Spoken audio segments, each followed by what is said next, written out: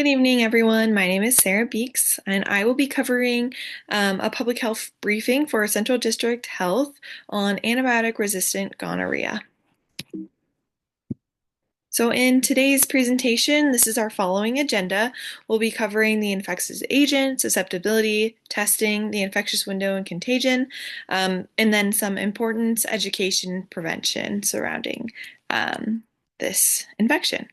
So the infectious agent, gonorrhea is a sexually transmitted infection that's caused by the bacteria Neisseria gonorrhea, and it can be attributed to unprotected sex, untreated partners, and limited access to STI care. In women, it can infect the cervix, uterus, and fallopian tubes. In men and women both, it can infect the urethra, and it can also infect the mouth, throat, eyes, and rectum, depending on sexual behaviors or from mothers to babies. In recent decades, gonorrhea has become increasingly antibiotic resistant, and different treatment courses have become extinct due to this. So on our next slide, you can see the resistance timeline and current recommendations from the CDC. So really starting in the late 90s and early 2000s, this is when this was first detected. And since then, it's becoming increasingly resistant. Currently, there's only one remaining recommended treatment option, and this is currently being followed up on by the CDC to remain vigilant on surveillance of how this treatment option is going, and to see if it's still going to remain an option for those who become infected.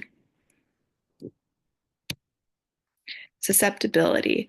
So the target demographic populations, or those who are most susceptible, is sexually active individuals aged 15 to 24, men who have sex with men, people with multiple sexual partners or inconsistent condom use, and those with previous or concurrent STIs. So special considerations in the public health kind of clinic setting is to identify your high-risk demographics and tailor screening efforts accordingly. So if you have any of these target demographics that are presenting in the clinic, it's important to offer screening and testing options. Gonorrhea symptom presentation. Symptom presentation can vary depending on the sex of the individual, and many individuals can be asymptomatic. So both men and women can have painful or burning urination. They can have increased discharge. Men can have testicular pain or swelling, and women can have pelvic or abdominal pain and then bleeding between periods. There's also extragenital symptoms. Again, these can be seen in people who engage in other sexual behaviors. So sore throat, rectal pain, and then eye redness or discharge. Testing. So testing options and criteria, there's a couple of different testing options. The first is a urine sample, and then the next would be a swab sample, and this is for the infected area. And who should get tested? So anyone that is displaying any STI symptoms that were previously mentioned, sexually active individuals under the age of 25, people with new, multiple, or anonymous partners, men who have sex with men, individuals whose partner has tested positive, and then pregnant individuals who are at risk. The infectious window.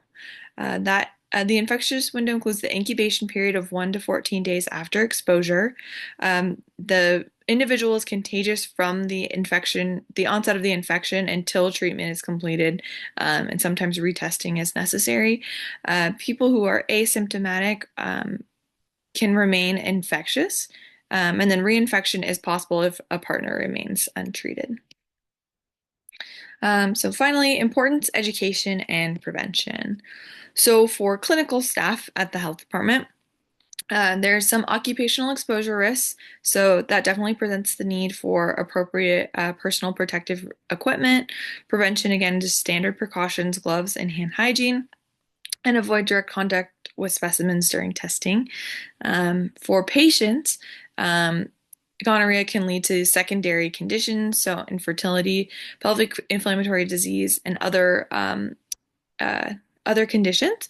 It's also important to note the increasing antibiotic resistance over the past couple decades and transmission cycles.